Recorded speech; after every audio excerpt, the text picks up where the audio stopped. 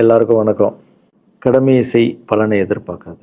என்னடா நம்ம எதுக்கோ எதிர்பார்த்துட்டு இருந்தோம், இது என்ன ஒரு ஸ்லோகம் சொல்கிறான்னு பார்க்குறீங்களா? எந்த விஷயத்துக்காக நீங்கள் எதிர்பார்த்துட்டு இருக்கீங்களோ அதுக்கு முன்னாடி ஒரு ஸ்லோகம், ஒரு குட்டி கதை.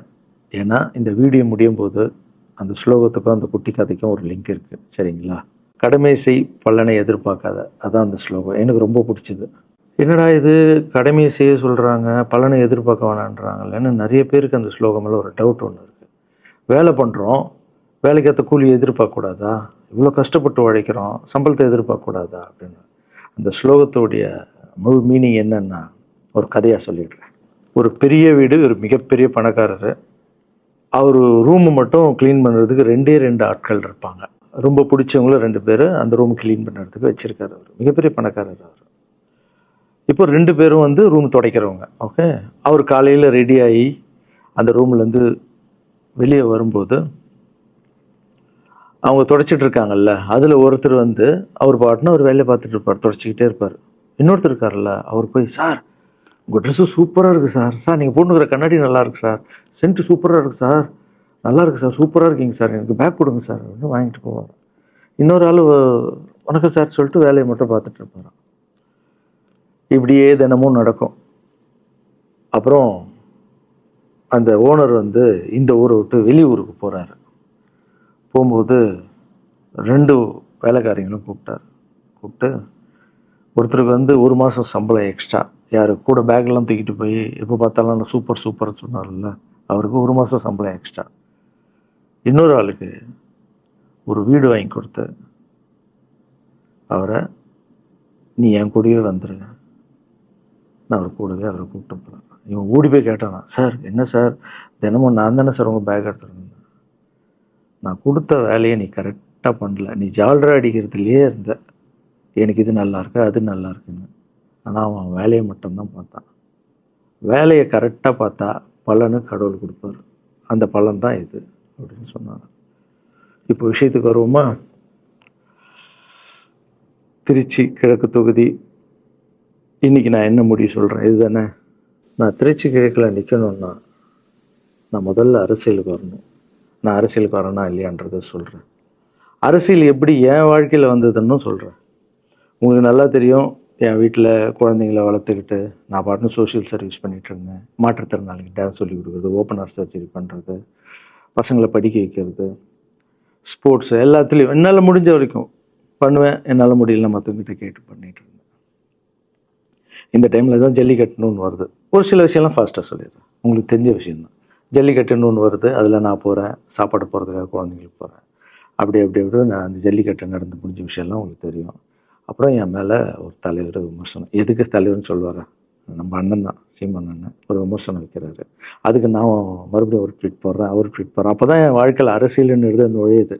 நம்ம சாப்பாடு போகிறதுக்கு போகணும், இது என்னடா இவ்வளோ பெருசாக இருக்குது, அந்த ஜல்லிக்கட்டு தான் எனக்கு அரசியலில் உள்ள நுழைஞ்சது, என்னடா இவ்வளோ பெருசாக இருக்குது அப்படின்னு. அப்படியே போச்சு. அதே தலைவர் தான், அதே சீமான் அண்ணன் தான் ரஜினி சார் அரசியலுக்கு வர்ற மாதிரி பேச்சு அடிபட்ட உடனே அவங்க சைட்லேருந்து பேசுகிறாங்க, தலைவரை பற்றி பேசுகிறாங்க. தலைவர் எனக்கு வந்து ஒரு குரு, என்னை வாழ வச்ச தெய்வம், ஒரு அப்பா மாதிரி, ஒரு அண்ணன், அப்பா எல்லாமே சொல்லலாம்.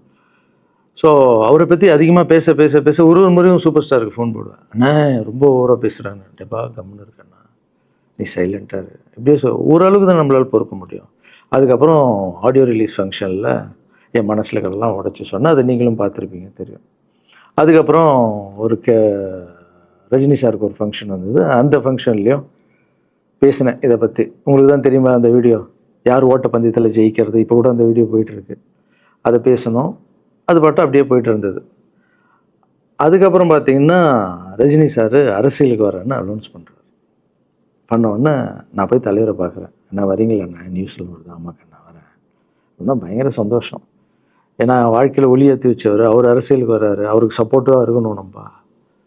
அப்புறம் எல்லாருக்கிட்டையும் போய் நம்ம கேட்டுட்டு இருக்கோம், தலைவர் வந்துட்டாருன்னா எல்லாமே குழந்தைங்களுக்கு இன்னும் நிறைய பண்ணலாம் அப்படின்னு. என்ன நானும் வரேன்னு அப்படின்னா ரொம்ப சந்தோஷம் அப்படின்னு ஸ்ட்ரெயிட்டாக கிளம்பி நான் ட்ரஸ்ட்டுக்கு வரேன்.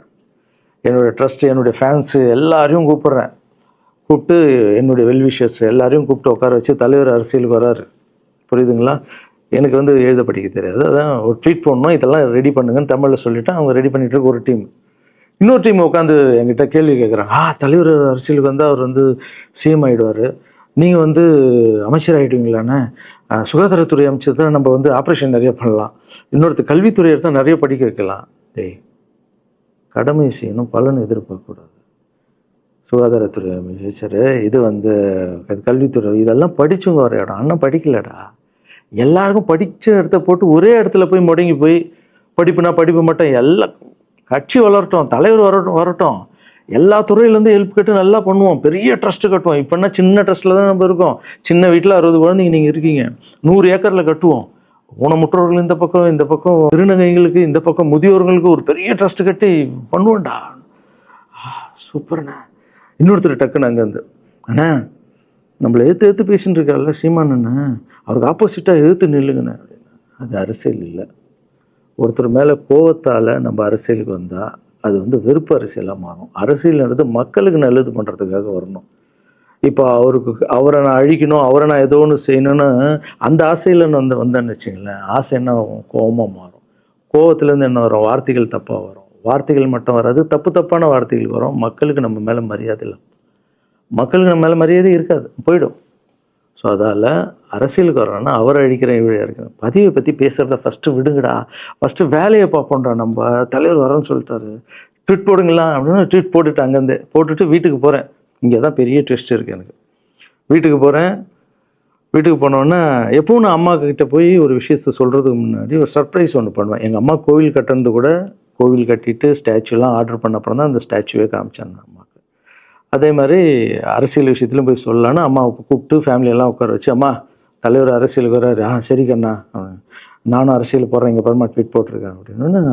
அம்மா முகம் டக்குன்னு மாறிட்டு ஓகே கண்ணா, ஓகே கண்ணா சாப்பிடலாம் அப்படின்னு எழுந்து போயிட்டாங்க. என்ன இப்படி போக மாட்டாங்களே, ஒரு விஷயத்த சொன்னால் சூப்பர் கண்ணான்னு பேசுவாங்கள்ல, 1 ஹவர் அதில் இருக்கிற நல்லது கெட்டது எல்லாம் பேசுவாங்க, என்ன போயிட்டாங்க அப்படின்னு ஒரு ஃபீல். சரி, இது உடம்பு சரியில்லை போல, அப்செட்டில் இருக்கான்னு விட்டேன். அப்புறம் 2-3 நாள் அவங்ககிட்ட பேசவே மாட்டுறாங்க. கூப்பிட்டு உட்காந்து, என்னம்மா உனக்கு பிரச்சனை, ஏதாவது தப்புன்னா அடின்னா அடிச்சிடுமா, என்னம்மா இப்படி பேசாமல் இருக்குன்னா, இல்லை கண்ணா நீ அரசியல் போனது எனக்கு பிடிக்கல அப்படின்றாங்க. ஏம்மா அரசியல் போனால் பிடிக்கல? இல்லை கண்ணா, அது ஒரு சாக்கடை, அரசியலுக்கு போகக்கூடாது. அது வந்து பணம் கொடுக்குறாங்க அரசியலுக்கு, ஓட்டு வாங்குறதுக்கு பணம் கொடுத்து தாங்க நான் ஜெயிக்கிறாங்க. அதுக்கப்புறம் ஜாதி இல்லைன்னுவாங்க, ஜாதி இருக்குது, மதம் இல்லைன்னுவாங்க, மதம் இருக்குது. அந்த சாக்கடைக்குள்ளே நீ போகாதப்பா.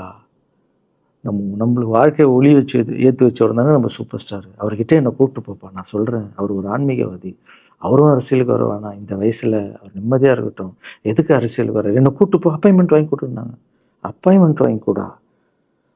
நானும் வேறு கனவுல வந்து மைண்ட் வைஸ், அம்மா நான் சொல்கிறது கேளுமா, நம்ம எத்தனையோ இப்போ வந்து எல்லா குழந்தைங்களுக்கும் ஒவ்வொரு ஸ்டேஜில் போய் கேட்டு தானேம்மா ஹெல்ப் நடக்குது. இப்போது தலைவர் வந்துட்டாருன்னா நம்ம தாராளமாக பண்ணலாம்லம்மா, உங்கள் கையில் எவ்வளோ காசு இருக்கோ அதுக்கு மட்டும் செய், அரசியல் வேணான்னு சொல்கிறேன் அப்படின்னு போயிட்டான். அந்த ஃபேஸ் வந்து அதுக்கப்புறம் அடிதான் நம்மளுக்கு. சரி, இந்த உலகத்தில் அம்மா மீறி பண்ணலாம், ஆனால் நான் உருப்பிட மாட்டேன், எனக்கு நல்லா தெரியும். இந்த உலகத்துலேயே எனக்கு யாருன்னா எங்கள் அம்மா தான். அது அம்மா இல்லை, எங்கள் கடவுள்னே சொல்லலாம், நான் எதிர்க்க பார்க்குற கடவுள். சரி, அம்மாவுக்கு சொல்லி புரிய வைக்கலாம். என்னடான்னு தலைவர்கிட்ட போய் எப்படி சொல்கிறது, பசங்கிட்ட ஒரு பயங்கர பில்டப் கொடுத்துட்டோம், அது இதுன்னு எல்லாம் வேற பார்த்துட்டு இருக்காங்க, என்ன பண்ணுறது. அந்த டைமை பார்த்து கொரோனா வருது. ஒரே ஷாக்கு, வெளியே போக முடியாதுன்றாங்க. இல்லைன்னா முடிஞ்சு போச்சு. பிரச்சாரம் பண்ண வெளியே போக முடியாது, தலைவருக்கு உடம்பு சரியில்லாமல் போகுது, ஹைதராபாத் ஷூட்டிங் போகிறாரு, உடம்பு முடியல, அப்படியே எல்லாமே கொலாப்ஸ் ஆகுது. அப்புறம் தலைவர் அலௌன்ஸ் பண்ணுறாரு, நான் அரசியலுக்கு வரல, டாக்டர்ஸ் வந்து போகக்கூடாதுன்னு சொல்லிட்டாங்க, கொரோனா டைமில் நம்ம வந்து பிரச்சாரம் போக முடியாது, அந்த காரணம் சொன்னார். அது உங்களுக்கு எல்லாருக்கும் தெரியும்.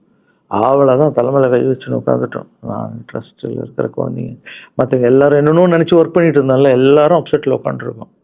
தலைவர் ஒருத்தம் போய் பேசி பார்க்கலாம் அவர்கிட்ட, தலைவர் வர்றாரு, கூப்பிட்றாரு, போகணும். அந்த மாதிரி தலைவரை பார்த்ததில்லை நான். அப்படியே எனக்கு புரிஞ்சுது, அவர் ரொம்ப வலியில் இருக்கார் அப்படின்னு.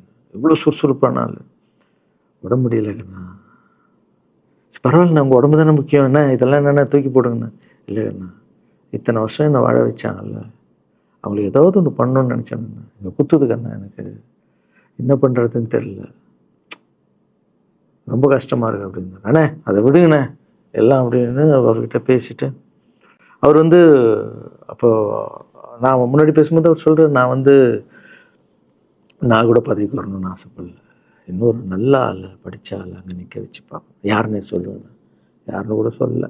அது அப்படியே போச்சு. அவர் மனசுக்கு மட்டும்தான் தெரியும், யாருன்னு கூட சொல்லலை. ரொம்ப அப்செட்டாக இருந்தார். சரி ஓகே, இதுவும் கடந்து போகணும். அப்படியே கடந்து போச்சு. எனக்கும் காஞ்சனா படம் அது இதுன்னு வந்து பெரிய ஹிட் ஆகுது. அதுக்கப்புறம் யாருக்கிட்டேயும் நீங்கள் யாரும் எனக்கு ஹெல்ப் பண்ண வேணாம். முதல் நாள் நான் கலைஞர் ஐயா கிட்ட ஹெல்ப் கேட்டேன். அவர் ஒரு சில குழந்தைங்களுக்கு ஹெல்ப் பண்ணார். அதுக்கப்புறம் அன்புமணி ராமதாஸ் ஐயா, அவரும் ஹெல்த் மினிஸ்டர் இருக்கும்போது அவர் ஒரு சில குழந்தைங்களுக்கு ஹெல்ப் பண்ணார். அப்புறம் நம்ம விஜய் சார் நண்பர், அவர் ஒரு குழந்தைக்கு ஆப்ரேஷன் பண்ணார். ஸோ இருக்கும்போது என்னால் முடிஞ்ச வரைக்கும் சொந்த பணத்தை போட்டு பண்ணிவிடுவாங்க. முடியாத போது தான் நான் அந்த ஹெல்ப்பை கேட்பேன். இப்போ தான் நல்லா வந்துட்டுமே, யாருக்கும் எனக்கு பணம் கொடுக்க வேணாம், இனிமேல் என் சொந்த பணத்திலே பண்ணுறேன்னு சொல்லிட்டு நான் பாட்டுன்னு ஒரு வீடியோ கூட நான் போட்டேன், இனிமேல் யாரும் பணம்லாம் கொடுக்க வேணாம். அப்படியே போயிட்டுருக்கு. காஞ்சனாவெல்லாம் முடிஞ்சு ஜிகிர்தண்டா படம் ரிலீஸ் ஆகுது. ஜிகிர்தண்டா பார்ட்டி போயிட்டுருக்கு. டைரக்டர் நின்று பேசுகிறேன். நான் டைரக்டர் கிட்ட போகிறேன். டைரக்டர் யார்கிட்டயும் ஃபோனில் பேசிகிட்டு இருக்காரு. அப்படியே பேசிகிட்டு இருக்கிறவர் டக்குன்னு இந்த சீமானன் பேசுவார்னு கொடுத்துட்டாரு என்கிட்ட. அவருக்கும் தெரியாது நான் பேச போகிறேன். அவர்கிட்ட லாரன்ஸ் பேசுவார், சீமானன் ரெண்டு பேரும் சைலண்ட்டு. நானும் எதுவும் பேசலை, சீமானனும் எதுவும் பேசலை. அப்படியே ஒரு நிமிஷம் அப்படியே நிற்கிறோம். பெரியவர் இல்லை என்னாலும் அண்ணன் அப்படின்னு, அவ்வளோதான் அண்ணன். பயங்கர பாசம். எந்த இடத்துல கோவம் இருக்கும் அந்த இடத்துல குணம் இருக்குன்னு சொல்லுவாங்கள்ல. அண்ணன் புகழ்ந்து தள்ளுறாரு ஜிகிர்தண்டாவை.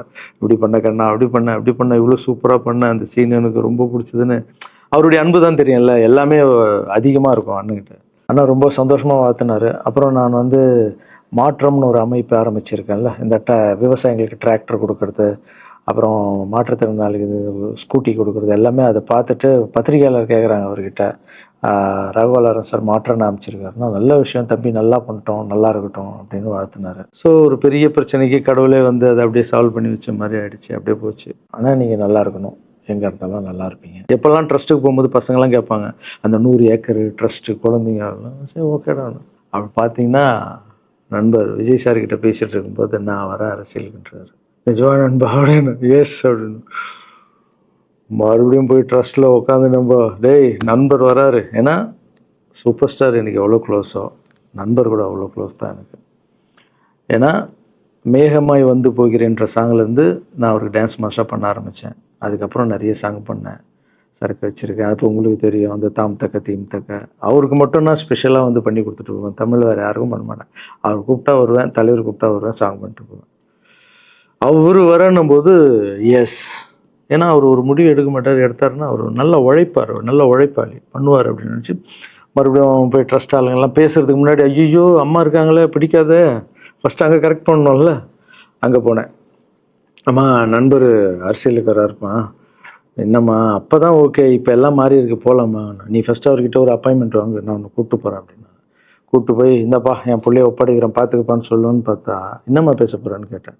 நீ அரசியலுக்கு வராத தம்பி, இது ஒரு சாக்கடை, நீ அரசியலுக்கு வராத, நீ ரொம்ப சைலண்டான ஆள், உனக்கு இதெல்லாம் செட் ஆகாது, பணம் கொடுத்தா தான் ஜெயிக்க முடியும், ஜாதி இருக்குது, மதம் இருக்குது, இதெல்லாம் தாண்டி வருது கஷ்டம்னு நான் அவர்கிட்ட சொல்கிறேன்ப்பா அப்படின்னு. அப்படியே மா புரிஞ்சுக்குமாண்ணா, டேய் மீன் குழம்பு வச்சுருக்கேன் சாப்பிட்றேன், அதே மீன் குழம்பு. ஓகே, நான் நினச்சிட்டேன் நம்ம ஜாதகத்தில் இல்லை போல், சரி விட்டுடலாம், சரி இப்போ விட்டுருவோம், ஒரு 2-3 நாளைக்கு அப்புறம் மறுபடியும் பேசுவோம் அப்படின்னு மறுபடியும் பேசுகிறேன். அதே மறுப்பு தான். நானும் நண்பர்கிட்ட பேசுகிறேன், அம்மா இப்படி சொல்கிறாங்க நண்பா, அது அவங்களுக்கு தெரியல, அவர் நிறைய பேச மாட்டார், வயசானவங்கல்ல, தெரியல, வந்தப்புறம் புரியும், ஒரே வார்த்தை தான். அதுக்கப்புறம் ஃபோனில் கூட்டணி கட்சியெல்லாம் வராது போது, நண்பா என்னடா யாரும் கூட்டணி கட்சி வரல நண்பா, இது அது நான் எனக்கு ஒருத்தர் பிடிச்சிட்டாங்கலாம் மனசில் பட்டதை எல்லாமே சொல்லிகிட்டு இருப்பேன். அது நல்லதோ கெட்டதோ, என் பழக்கம் அப்படி தான், பிடிக்கலாம் தூரம் ஒதுங்கிடுவேன். அப்படியே போகுது. எலெக்ஷன் வருது, அனௌன்ஸ் பண்ணுறாங்க, எலெக்ஷன் நண்பர் நிற்கிறாரு. ரிசல்ட் அன்றைக்கி டோட்டலாக மாறுது எல்லாமே, அப்படியே தலைகீழாக ஆகுது, புரட்டி போடுறாரு சரித்திரத்தை. வேறம்மா முதல்ல தெரிந்து எங்கள் அம்மாவை தான். எனக்கு ரொம்ப ஆசையாயிடுச்சுன்னா எங்கள் அம்மா மேலே அம்மா பேர் கண்மணி. கண்மணி அப்படின்னு தான் கூப்பிட்டு போவேன். எங்கன்னு கூப்பிட்டு போனால் அம்மா கண்ணு, என்னடா இவ்வளோ உஷாராக வர, என்ன விஷயம், இங்கே உங்ககிட்ட தான் பேசணும். நீ என்னம்மா சொன்ன, பணம் கொடுத்தா தான் ஓட்டு போடுவாங்க, ஜாதி இருக்குது, மதம் இருக்குது, புது ஆளுங்களை வர விட மாட்டாங்க, ஜெயிக்க முடியாது, இதெல்லாம் சொன்னல. நண்பர் ஜெயிச்சிட்டார் பார்த்தியாம்மா. அந்த ஒரே ஒரு முகத்துக்காக ஓட்டு போட்டிருக்காங்க. நம்பிக்கையான ஆள் வந்தால் போடுவாங்கம்மா, நல்லவங்களாம் வரலாமா, புரிஞ்சுக்கம்மா, என்ன விடுமா. இப்போ என்னம்மா சொல்கிற அப்படின்னு கேட்டேன். முதல் முறையாக எங்கள் அம்மா முகத்தில் ஒரு சிரிப்பை பார்த்தேன் நான். ஆமாங்கண்ணா, அந்த புள்ள எல்லாத்தையும் மாற்றிடுச்சு, இவ்வளோ பெரிய வெற்றி அடி வரணும்னு நான் எதிர்பார்க்கலப்பா. ஒரு நல்ல மனுஷன் வந்து பண்ணணும்னு நினச்சா அது முடியுங்கண்ணான்ற நம்பிக்கை எனக்கு வந்திருக்குப்பா அப்படின்னு அம்மா சொன்னான். அப்போ என்ன போயிடலாமா, ஓகேவா அப்படின்னு கேட்டேன். போகண்ணா, நீ நினச்ச மாதிரி பண்ணு அப்படின்னு அம்மா சொன்னோன்னு காலில் சாப்பிட்டாமா வந்தேன். தேங்க்யூ ஸோ மச்மா அப்படின்னு. ரொம்ப ஹாப்பி நான். அம்மா ஓகே சொல்லிட்டாங்க அரசியல் வர்றதுக்கு. இப்போ நான் தாய்க்கு நிகரான்னு நினைக்கிறேன். என் ரசிகர்கள் கேட்குறேன், நான் அரசியலுக்கு வரலாமா? இதை பார்த்துட்டு இருக்கிறவங்களுக்கு, இந்த மக்களை கேட்குறேன், நான் அரசியலுக்கு வரலாமா? அந்த தகுதி எனக்கு இருக்கா? நீங்களும் சொல்லுங்கள். இந்த வீடியோ பார்த்துட்டு இருக்கவங்க கமெண்ட்ஸ் போடுங்க. பசங்களா, இவங்க தான் என்னுடைய 22 வருஷத்தினுடைய உழைப்பு. அரசியலுக்கே வராமல் மக்களுக்கு நான் செஞ்ச சேவை உங்கள் கண்ணு முன்னாடி நிப்பாட்டியிருக்கேன். இப்போ உங்கள் வயசு என்ன? 22 வயசாகுது. ஒரு வயசில் என் கையில் வந்தார் இவர். அந்த ஃபோட்டோவை நீங்களே பாருங்கள். இப்போ 22 வயசு. ஒரு குழந்தைய வளர்க்குறதுக்கு நீங்கள் எவ்வளோ கஷ்டப்படுவீங்க உங்களுக்கு தெரியும்ல. அந்த கஷ்டம் என்னென்னா, ஸ்கூலுக்கு அனுப்புறதுலேருந்து, ஃபீஸ் கட்டுறதுலேருந்து, உடம்பு சரியில்லாமல் போனாலும் அவன் ஆசைகளை நிறைவேற்றுறதுலேருந்து, ஒரு குழந்தைக்கு அப்படி இருந்தால் 60 குழந்தைங்களை வளர்த்துருக்கேன். எவ்வளோ பிரச்சனை வந்திருக்கேன், எவ்வளோ நோய்கள் வந்திருக்கும், எவ்வளோ நைட் தூங்காமல் வந்திருக்கேன், அதில் எவ்வளோ டிஸ்டர்ப், அதுவும் என் வீட்டில் வளர்த்துருக்கேன். இதெல்லாம் எதுக்கு பண்ணேன்னா, எந்த ஒரு எதிர்பார்ப்பும் இல்லாமல் கடமை செய் பலனை எதிர்பார்க்காதன்ற அந்த வார்த்தை எனக்கு ரொம்ப பிடிக்கும். அதுக்காக செஞ்சுருக்கேன், என் மக்களுக்காக செஞ்சுருக்கேன். ஏன்னா மக்கள் தான் என் படத்தை பார்க்குறாங்க. மக்களால் தான் நான் கார் வாங்குகிறேன், வீடு வாங்குகிறேன், சந்தோஷமாக இருக்கேன். அவங்களுக்கு இந்த சொசைட்டிக்கு நான் ஏதாவது பண்ணணும். அரசியலுக்கு வர்றதுக்கு முன்னாடியே பண்ண விஷயங்கள் பார்த்தீங்கல்ல. 22 வருஷம் உழைச்சிருக்கேன். ஒரு கதை ஒன்று சொன்னல, 2 வேலைக்காரங்க இருந்தாங்கன்னு. சின்சியராக யாருக்கும் ஜாலர் அடிக்காமல் எதுவும் பண்ணாமல் என் தொழிலுக்கு தர்மமாக, என் மக்களுக்கு தர்மமாக என்ன பண்ணணுமோ 22 வருஷம் உழைச்சி உங்கள் கண்ணு முன்னாடி நிப்பாட்டிட்டேன். அந்த ஓனர் ஒரு பலன் கொடுத்தார்ல, அந்த ஓனர் யார் தெரியுமா? கடவுள். அந்த கடவுளுக்கு தெரியும் எனக்கு என்ன பலன் கொடுக்கணும். இதுக்கு தான் அந்த கதை லிங்க் ஆகும்னு சொன்னேன். ஸோ நீங்கள் சொல்லுங்கள், நான் அரசியலுக்கு வரணுமா வேண்டாம்? வேண்டாம்னா வேணான்னு சொல்லுங்கள். வாப்பா, வாடாகண்ணா, வா நண்பா, வாங்கண்ணா அப்படின்னு சொல்லுங்கள். என் முடிவை நான் உங்களுக்கு சொல்கிறேன். உங்கள் முடிவுக்காக காத்திருக்கேன்.